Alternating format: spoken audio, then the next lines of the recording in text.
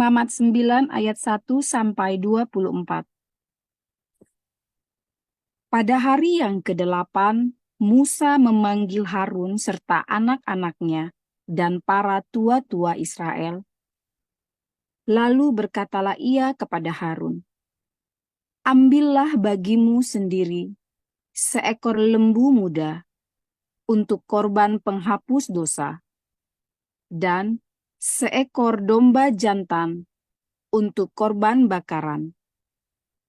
Kedua-duanya yang tidak bercela.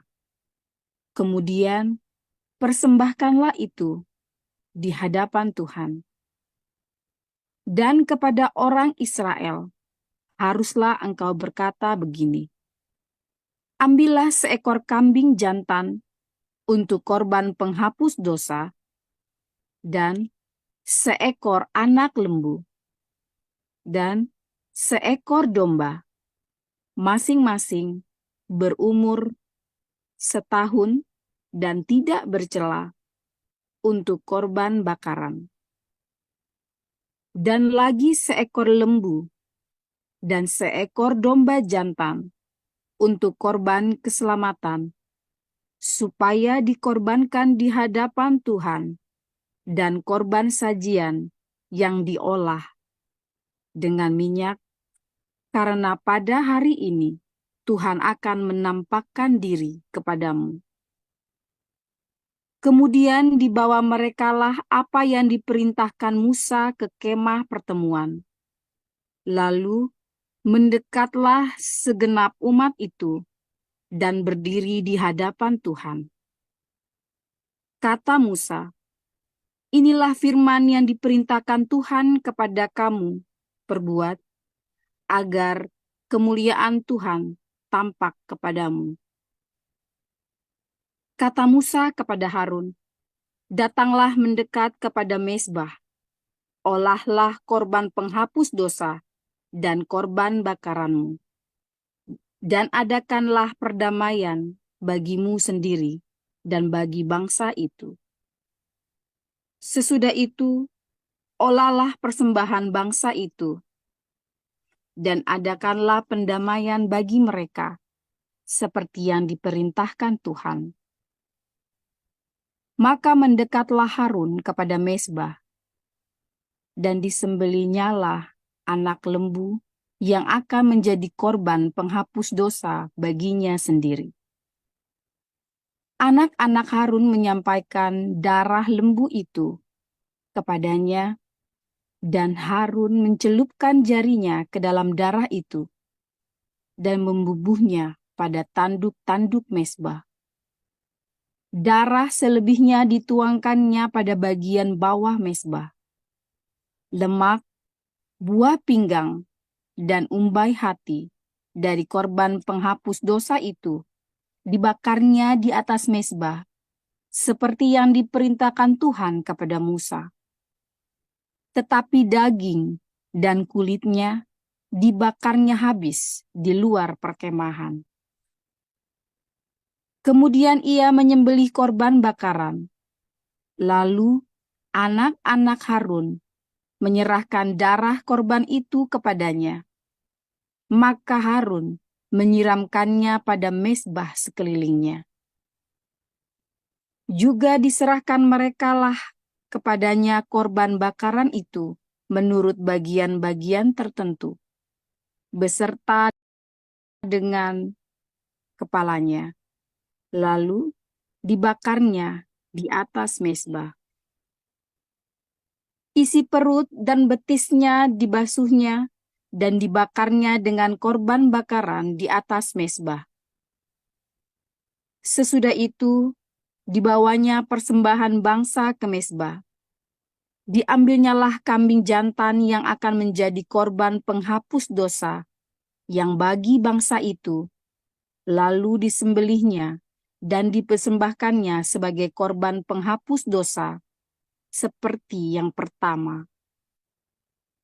Kemudian dibawanyalah korban bakaran ke mezbah dan diolahnya sesuai dengan peraturan. Selanjutnya dibawanyalah korban sajian dan diambilnya segenggam daripadanya, lalu dibakarnya di atas mezbah, di samping korban bakaran pada waktu pagi. Ia menyembelih juga lembu dan domba jantan yang akan menjadi korban keselamatan bagi bangsa itu. Lalu anak-anak Harun menyerahkan darah korban itu kepadanya. Maka Harun menyiramkannya pada mezbah sekelilingnya. Tetapi segala lemak dari lembu dan dari domba jantan itu, yakni ekor yang berlemak, lemak yang menutupi isi perut, buah pinggang, dan umbai hati, segala lemak itu diletakkan mereka di atas dada kedua korban itu. Lalu Harun membakar segala lemak itu di atas mezbah.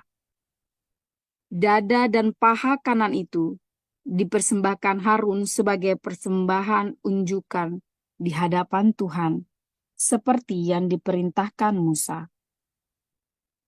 Harun mengangkat kedua tangannya atas bangsa itu, lalu memberkati mereka. Kemudian turunlah ia setelah mempersembahkan korban penghapus dosa, korban bakaran, dan korban keselamatan. Masuklah Musa dan Harun ke dalam kemah pertemuan. Setelah keluar, mereka memberkati bangsa itu.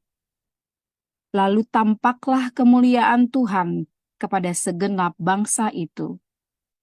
Dan keluarlah api dari hadapan Tuhan, lalu menghapuskan korban bakaran dan segala lemak di atas mezbah.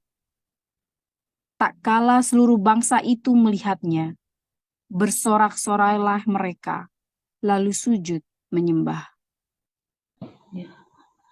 Lukas pasal yang ketiga ayat 1 sampai ayat yang ke-20. Dalam tahun ke-15 dari pemerintahan Kaisar Tiberius, ketika Pontius Pilatus menjadi wali negeri Yudea dan Herodes raja wilayah Galilea, Filipus saudaranya raja wilayah Iturea dan Trachonitis, dan Lisanias raja wilayah Abilene. Pada waktu Hanas dan Kayafas menjadi imam besar, datanglah firman Allah kepada Yohanes, anak Zakaria, di padang gurun. Maka datanglah Yohanes ke seluruh daerah Yordan dan menyerukan, "Bertobatlah dan berilah dirimu dibaptis, dan Allah akan mengampuni dosamu." Seperti ada tertulis dalam kitab nubuat Yesaya. Ada suara yang berseru-seru di padang gurun, "Persiapkanlah jalan untuk Tuhan, luruskanlah jalan baginya." Setiap lembah akan ditimbun, dan setiap gunung dan bukit akan menjadi rata. Yang berliku-liku akan diluruskan, yang berlekuk-lekuk akan diratakan. Dan semua orang akan melihat keselamatan yang dari Tuhan.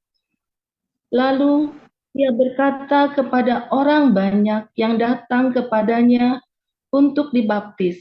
Katanya, "Hai kamu keturunan ular beludak, siapakah yang mengatakan kepada kamu, melarikan diri dari murka yang akan datang? Jadi, hasilkanlah buah-buah yang sesuai dengan pertobatan.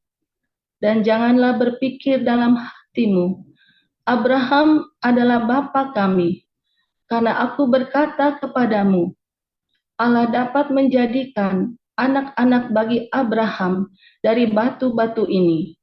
Kapak sudah tersedia pada akar pohon, dan setiap pohon yang tidak menghasilkan buah yang baik akan ditebang dan dibuang ke dalam api. Orang banyak bertanya kepadanya, "Jika demikian, apakah yang harus kami perbuat?" Jawabnya, "Barang siapa mempunyai 2 helai baju, hendaklah ia membaginya dengan yang tidak punya. Dan barang siapa mempunyai makanan, hendaklah ia berbuat juga demikian. Ada datang juga pemungut-pemungut cukai untuk dibaptis, dan mereka bertanya kepadanya, "Guru, apakah yang harus kami perbuat?" Jawabnya, "Jangan menagih lebih banyak daripada yang telah ditentukan bagimu." Dan prajurit-prajurit bertanya juga kepadanya, "Dan kami, apakah yang harus kami perbuat?" Jawab Yohanes kepada mereka, "Jangan merampas dan jangan memeras, dan cukupkanlah dirimu dengan gajimu." Tetapi karena orang banyak sedang menanti dan berharap, dan semuanya bertanya dalam hatinya tentang Yohanes, kalau-kalau ia adalah Mesias, Yohanes menjawab dan berkata kepada semua orang itu, "Aku membaptis kamu dengan air, tetapi Ia yang lebih berkuasa daripadaku akan datang, dan membuka tali kasutnya pun aku tidak layak. Ia akan membaptis kamu dengan Roh Kudus dan dengan api. Alat penampi sudah di tangannya untuk membersihkan tempat pengirikannya dan untuk mengumpulkan gandumnya ke dalam lumbungnya. Tetapi debu jerami itu akan dibakarnya dalam api yang tidak terpadamkan." Dengan banyak nasihat lain, Yohanes memberitakan Injil kepada orang banyak. Akan tetapi, setelah ia menegur raja wilayah Herodes karena peristiwa Herodias, istri saudaranya, dan karena segala kejahatan lain yang dilakukannya, raja itu menambah kejahatannya dengan memasukkan Yohanes ke dalam penjara. Ketika seluruh orang banyak itu telah dibaptis dan ketika Yesus juga dibaptis dan sedang berdoa, terbukalah langit, dan turunlah Roh Kudus dalam rupa burung merpati ke atasnya. Dan terdengarlah suara dari langit, "Engkaulah anakku yang kukasihi, kepadamulah aku berkenan." Ketika Yesus memulai pekerjaannya, ia berumur kira-kira 30 tahun, dan menurut anggapan orang, ia adalah anak Yusuf, anak Eli, anak Matat, anak Lewi, anak Malki, anak Yanai, anak Yusuf, anak Matika, anak Amos, anak Nahum, anak Hesli, anak Nagai, anak Maat, anak Matika, anak Simei, anak Yosek, anak Yoda, anak Yohanan, anak Resa, anak Zerubabel, anak Sealtiel, anak Neri, anak Malki, anak Adi, anak Kosam, anak Elmadam, anak Er, anak Yesua, anak Eliezer, anak Yorim, anak Matat, anak Lewi, anak Simeon, anak Yehuda, anak Yusuf, anak Yonam, anak Eliakim, anak Melea, anak Mina, anak Matata, anak Natan, anak Daud, anak Isai, anak Obed, anak Boas, anak Salmon, anak Nahason, anak Aminadab, anak Admin, anak Arni, anak Hezron, anak Peres, anak Yehuda, anak Yakub, anak Ishak, anak Abraham, anak Tera, anak Nahor, anak Seruk, anak Rehu, anak Pelek, anak Eber, anak Salmon, anak Kenan, anak Arpaksad, anak Sem, anak Nuh, anak Lamek, anak Matusala, anak Henok, anak Yared, anak Mahalaleel, anak Kenan, anak Enos, anak Set, anak Adam, anak Allah. Demikian. Haleluya, luar biasa. Hari ini kita belajar ya tentang suatu jabatan ya, pentahbisan. Ya, pentahbisan. Saudara, orang-orang yang ditahbiskan menjadi pelayan Tuhan. Ya, Anda yang menjadi penatua jemaat. Ya, Anda yang ditahbiskan menjadi imam-imam. Ya, siapakah penatua jemaat, siapakah imam? Ya, ada penatua jemaat, ya, ada imam, saudara. Ada penatua, ada diaken, dan ada imam. Saudara, secara umum kita semua adalah imam, ya. Kita semua adalah imam. Karena kita adalah imamat yang rajani. Dan setiap kita, ya, bertugas menjadi seorang pelayan. Ya, setiap kita ditugas karena kita adalah imamat yang rajani, 1 Petrus 2 ayat 9. Sehingga kita punya tugas dan tanggung jawab untuk melayani sesama kita. Ya, kita punya tugas dan tanggung jawab melayani sesama kita, sesama manusia, entah itu Islam, Kristen, ya. Makanya kita berkewajiban untuk apa? Ya, menjadi pelayan. Melayani Tuhan itu bukan saat kamu lagi cintak-cingrak di gereja, saudara. Itulah sebabnya banyak orang Kristen akhirnya hidupnya tidak melayani, tetapi dia aktif melayani di gereja. Ya, melayani itu adalah ketika kamu di dalam masyarakat, kamu mengalami gesekan, kamu itu dalam society. Kalau kamu nggak mau bergesekan dengan orang, ya, supaya kamu jangan berdosa. Banyak kan alasannya kan klasik kan, supaya aku jangan dosa, aku jangan gesekan sama orang, aku tak minggir aja yang jauh. Nah, itulah agama Buddha dan Hindu, saudara. Kejawen, kalau kamu pengen sempurna, kamu jauh-jauh pergi ke gunung, ke hutan, nanti kamu nggak dosa. Tetapi itulah kamu dosa, justru di dalam Kristen itulah dosa. Ketika seharusnya kamu jadi berkat buat orang sekelilingmu, kamu malah pergi ke hutan, tidak melakukan tugasmu. Itulah dosa. Kamu berdosa ketika kamu tidak melakukan tugasmu di masyarakat, malah kamu ngumpet di gua. Ya, itu dosa. Itu dosa. Ya, oh masih muda, saya sudah menyerahkan kepada Tuhan, lalu Anda dibiara. Itu dosa, melayani Tuhan dibiara. Itu dosa. Masa mudamu seharusnya kamu gunakan yang bermanfaat. Makanya orang Yahudi bilang tikkun olam itu loh.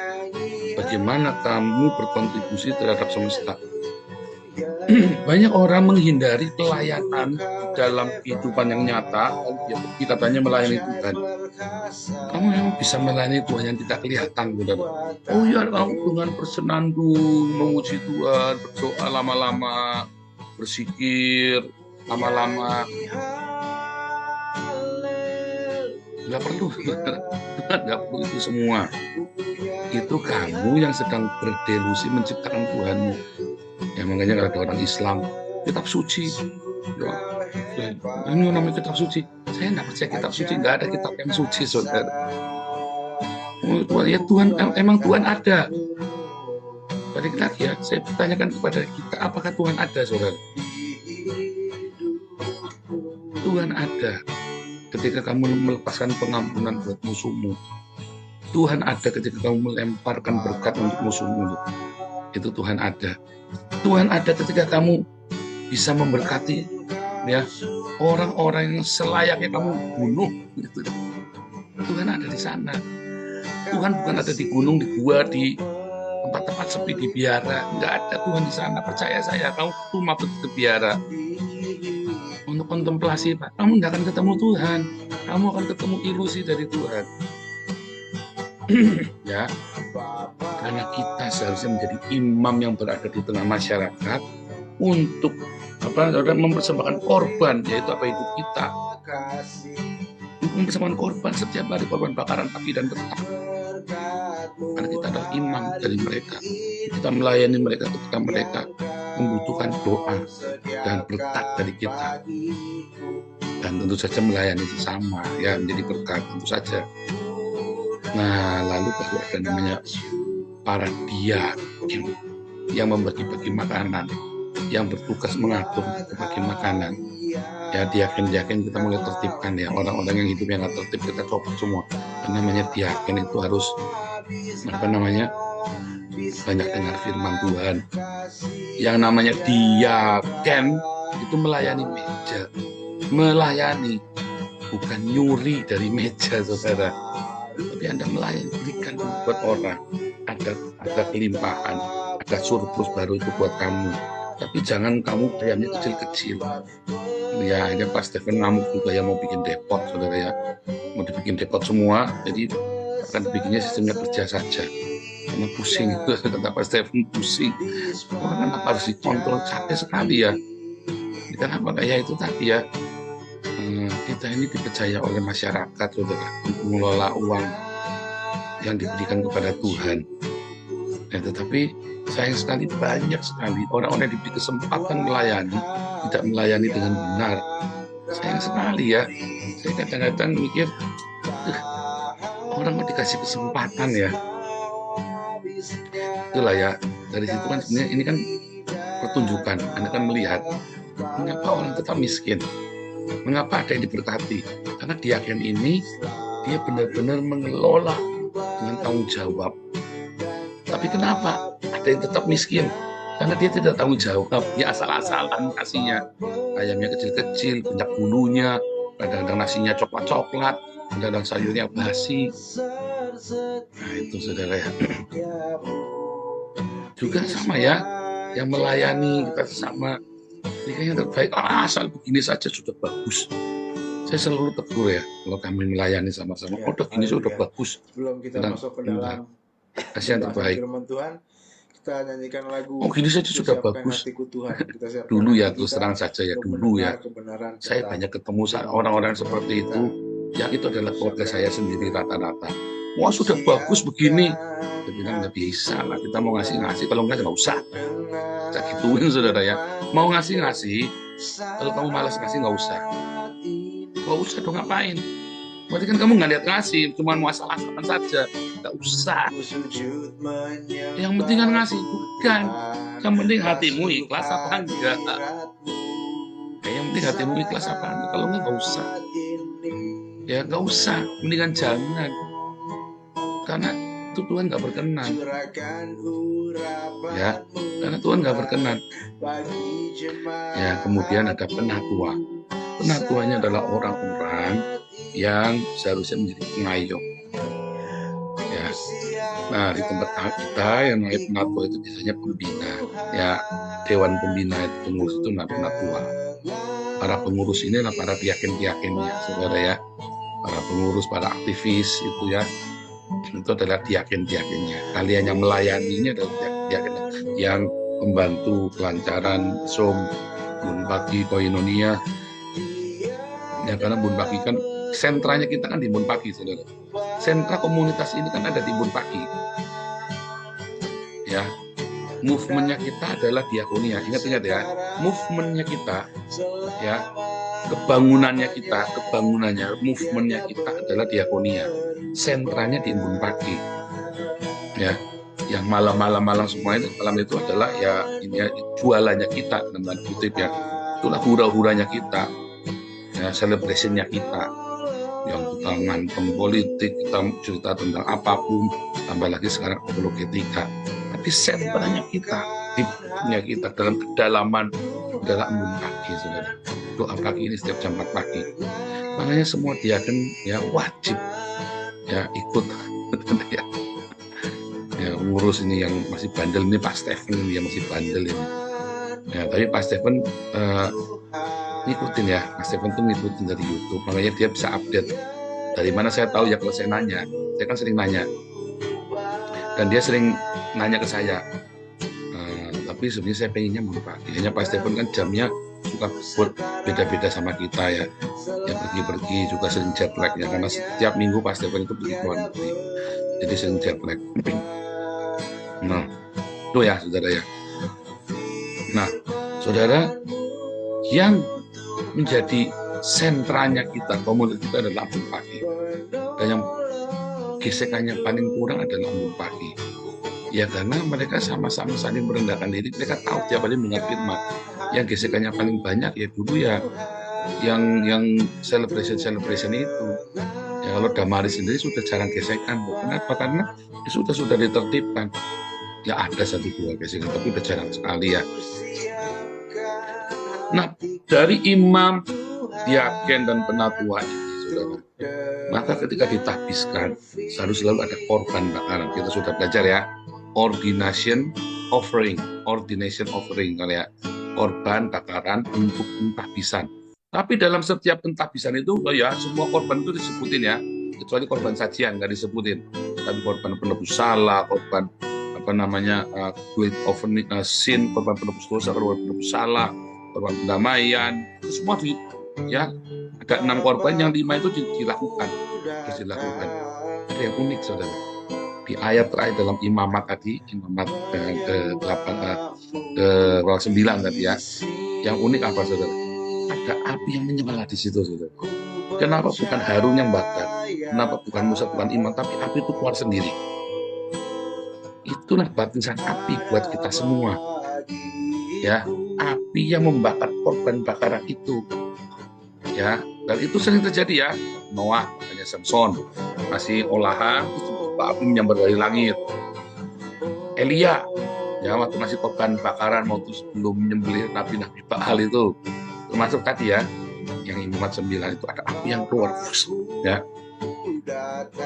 Ada berkali-kali itu ya api dari langit yang menyambar itu ya, menyambar korban bakaran yang dibuat oleh umat. Nah, Yesus juga membaptis kita dengan api. Jadi semua pelayan-pelayan ini akan dibaptis dengan api. Ya, baik itu imam, baik itu diaken, baik itu penatua, itu semua dibaptis dengan api, saudara. Dibaptis, dimurnikan, harus dimurnikan. Entah itu terbuat dari emas, entah itu terbuat dari apapun. Karena ketika Anda bisa berpura-pura, tapi Tuhan nggak bisa kamu bohongin. Anda bisa di sini kelihatannya manis, baik-baik, dan kita nyaris tertipu dengan sikap manis Anda. Tapi kamu nggak bisa bohongin Tuhan. Karena Tuhan akan berikan baptisan api nyata. Entah kamu itu melayani benar apa enggak benar. Saya pun dibaptis dengan api. Melalui fitnahan-fitnahan. Melalui itu ya kan? Dibaptis, semua korban bakaran ini harus dengan api, saudara. Dan api itu hanya dari Tuhan. Dan tidak bisa menyalakan api yang lain. Api itu harus dari Tuhan. Ya, api dari Tuhan. Dan kita semua akan memasuki baptisan api itu. Karena kita tidak percaya dengan purgatori. Kita tidak percaya dengan praneraka ya. Purgatori itu kan sebelum masuk neraka disucikan api penyucian itu loh. Yang kehidupan setelah kematian, setelah kita mati masuk purgatori, kita nggak percaya itu, saudara. Api penyucian sekarang, selagi masih hidup. Ya, dan setiap kita yang ditahbiskan punya apinya sendiri untuk membakar korban ya hidupnya kita itu. Dan Anda tidak bisa menolaknya karena pasti semuanya ngelewatin. Ya, kita, saya, dan manusia sama ini membaptis Anda dengan air. Tetapi Yesus Kristus sendiri akan membaptis Anda dengan api. Itu adalah pemurnian buat korban bakaran. Ya, 6 korban kemarin ya. Apinya itu dari surga langsung. Harus ada pemantiknya untuk dibakar. Ya, apa itu yang membakar? Yang membakar ya korban-korban itu ketika kamu disembelih, dipersembahkan, udah biarkan saja disembahkan. Kapan dibakarnya nggak tahu. Pokoknya kita sembelih saja. Kalau nggak ada yang disembelih, apa yang mau dibakar? Ya kan? Kalau nggak disembelih, apa yang mau dibakar? Api itu turun tapi nggak ada yang dibakar. Kalau nggak disembelih, apanya mau dibakar? Kalau tidak ada korban sembelihan, harus ada korban sembelihan supaya ada yang dibakar sehingga wangi, harum baunya di hadapan Tuhan. Makanya harus ada sembelihan. Ya, jangan sampai apinya itu nyamber, nggak ada ini. Itu tadi akhirnya semua dibangun, ya dibakar dengan api, ya dan sia-sia ternyata nggak murni, ternyata semuanya pura-pura. Korban-korban itu ternyata fake semua. Ya, tapi ketika kamu memberikan korban bakaran yang wangi baunya, itulah emas murni, saudara. Ya, ketika kamu memberikan jeroan-jeroan itu, memberikan yang sisa-sisa buat Tuhan, itulah jerami-jerami. Tapi ketika kamu memberikan yang murni, yang terbaik, lemak yang paling baik, itulah emas yang murni, yang kamu jadi wangi bagi Tuhan. Dan kamu akan diuji, dibakar setiap pekerjaanmu itu, saudara. Bukan saja korban bakaran hidupmu, tapi pekerjaanmu. Ya, jadi ada dua yang dibakar. Satu adalah kemurnian hati kita. Kedua adalah pekerjaan kita. Apakah kita bekerja dengan serampangan atau enggak? Setiap orang, pelayananmu serampangan apa enggak? Semua akan dibakar. Anda bisa menipu pengurus, Anda bisa menipu sesama kita dengan tindakan manis yang dimanis-manis kayak itu. Tetapi kamu tidak akan bisa nipu Tuhan. Hidupmu yang dibaptis dengan api dan pekerjaanmu yang dibaptis dengan api, ya akan dimurnikan dengan api. Itu semua api itu bicara tentang pemurnian. Nah, kita semua harus siap. Jadi Anda tidak bisa pergi ke hutan menyendiri, menjauhi komunitas, lalu Anda merasa supaya dekat sama Tuhan. Itu bohong. Anda sedang berilusi. Ya, Anda sedang berilusi tentang Tuhan, tentang kedamaian, supaya Anda tidak merasa berdosa. Ya, merasa. Artinya banyak orang tertuduh merasa berdosa, ya, karena dia punya ilusi tentang Tuhan yang salah. Ya pikir, ya yang namanya orang itu tidak boleh begini, tidak boleh begitu. Simpel sekali, saudara. Parameter kamu punya cinta apa enggak? Kamu melakukan itu karena cinta atau karena kebencian? Parameternya simpel sekali. Kamu karena cinta atau karena kebencian? Kita semua tahu kok. Kita semua tahu kita melakukan karena cinta, karena kebencian. Dan itu semua, kalau Anda bilang tidak tahu, artinya ada yang salah. Ini ada yang salah, karena kita sebenarnya tahu. Ketika saya lagi marah sama anak saya, sama saya marah sama anaknya orang, itu beda, saudara ya. Saya marah karena cinta. Terus saya lagi ngomeli sanggam misalnya itu ya, orang sanggam ini bandel ya. Saya mengomeli karena saya mengasihi sanggam, yaitu orang pertama yang ikut komunitas embun pagi, saudara. Dulu kalian belum ada. Ya dia memimpin pujian, suaranya belor-belor, makanya kita tidak boleh lagi. Suaranya tidak karu-karuan sanggam. Tapi kan suaranya bagus, dia main gitar apa. Oke, main gitar. Itu pertama kali kita pagi dulu itu sama sanggam. Ya, setia sanggam itu ya, selalu datang. Kadang-kadang belakangan ya masih saya lihat masih sering lihat sanggam ini lagi dengerin kali di sini. Bandel si sanggam itu. Saya sering kayak omelin. Tapi saya ngomelin kan karena saya mengasihi sanggam. Kalau enggak mah bodo amat, nggak usah diurusin. Ya, jadi saya omelin. Tapi karena itu tadi ya, saudara ya.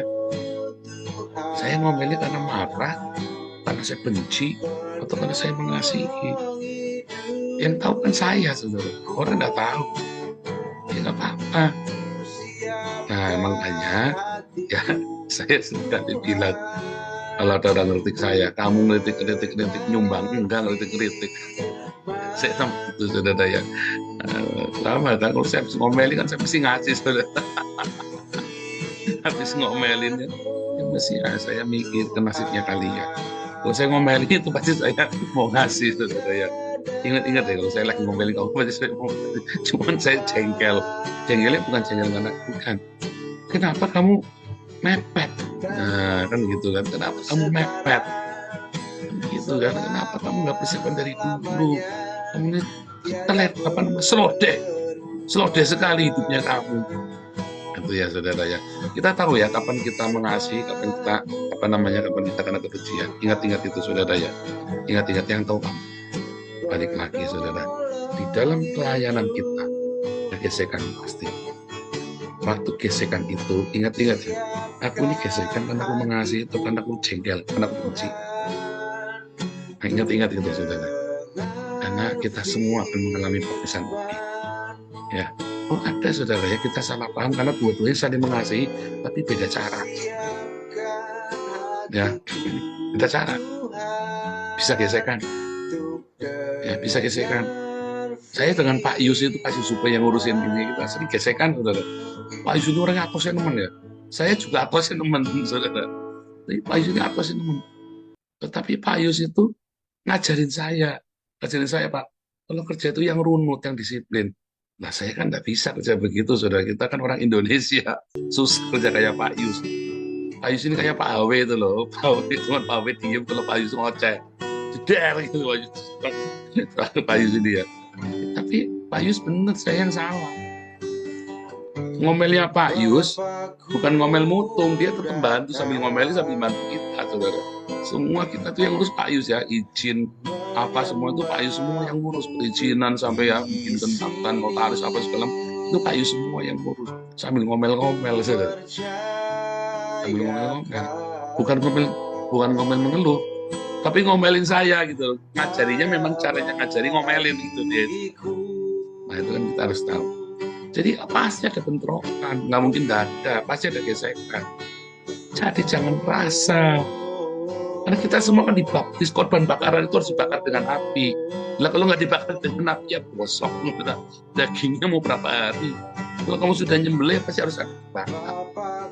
Jadi murnikan semuanya, ya sampai hangus, sampai habis, sampai nggak bersisa katanya kan, sampai nggak bersisa sampai habis. Bakar itu sampai habis, jangan ada yang tersisa kedagingan kita. Ya bahkan lemak-lemak yang terbaik ini habis buat Tuhan. Ya, saudara ya. Jadi ingat ini adalah pembaptisan. Anda dan saya, ada yang kita tidak menjadi imam, tapi ada yang juga menjadi penatua sebagai diaken. Tapi kita semua bisa menjadi imam untuk melayani sesama kita, tetanggamu, suamimu, istrimu. Ya kalau melayani itu jangan yang kapan-kapan kita belajar going extra miles ya, pentingnya going extra miles. Mudah-mudahan kita bisa belajar ya, memberikan lebih. Kamu diminta apa, kamu berikan lebih. Ya, yang diminta cuma satu, kamu kasih 1,5. Ya, kalau perlu kasih 5. Going extra miles. Ini kapan-kapan kita belajar itu ya. Tapi sekarang belajar dulu. Yuk kita punya hati yang murni. Kalau orang gesekan, kalau dua-duanya punya cinta, gesekan itu akan membuat karakternya makin baik. Tapi kalau gesekan nggak punya cinta, kamu pikir karakternya akan baik nggak? Tambah edan, ya tambah edan, merasa menang-menangan, labrak, udah ngelabrak rasanya paling menang sendiri ya. Iya ada orang saya labrak itu ya, Bu Ana ya, orang itu saya labrak. Yesus jangan labrak, semua mau dilabrak. Terus saya bilang, ya labrak.